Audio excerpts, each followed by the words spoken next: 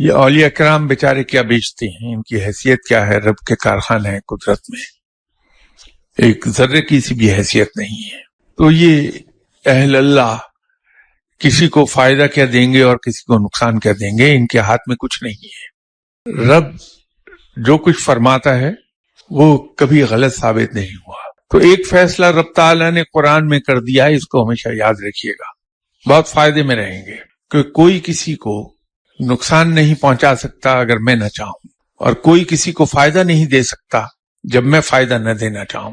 اگر ولی اللہ کے ذریعے سے کسی کو فائدہ پہنچا ہے تو اس پر ایمان ہمیں رکھنا چاہیے کہ یہ وہ فائدہ ہے جو رب ہمیں دینا چاہ رہا تھا، اس نے صرف اسے ذریعہ بنایا ہے. اور نقصان کے بارے میں رب تعالیٰ نے ایک بات بڑی کلیئر کر دی کہ کسی شخص پر کوئی مصیبت نہیں آتی ماں سوائے اس کے اپنے ہاتھ کے. تو جب ہمارا یہ ایمان ہے کہ قرآن پاک میں بیان کیا ہوا ایک ایک لفظ رب کا کہا ہوا ہے، پتھر کی لکیر ہے، تو ہم اس کہے ہوئے سے باہر کیسے چلے جائیں اور یہ سوچ لیں کہ کوئی شخص ہمیں فائدہ دے سکتا ہے یا کوئی شخص ہمیں نقصان پہنچا سکتا ہے. وہ ولی اللہ تو بیچارہ بہت ہی مجبور ہے، اتنا مجبور کہ ہم سوچ بھی نہیں سکتے. اس پر تو گرفت ایک سیکنڈ میں آتی ہے.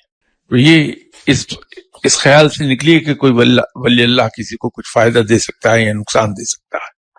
ہاں اس کی ذات سے جو فائدہ پہنچتا ہے انسان کو وہ رہنمائی ہے، اور وہ جس طرح سے رب کے فرمائے ہوئے معاملات احکامات پر چلتا ہے وہ اصل میں ہمارے پاس ایک لیونگ رول ماڈل ہے، ایک زندہ مثال ہے کہ ہم اس کی پیروی کر لیں اور ہم اس راستے پر چلے جائیں جس راستے پر ہمیں جانا چاہیے یا جو سچا راستہ ہے.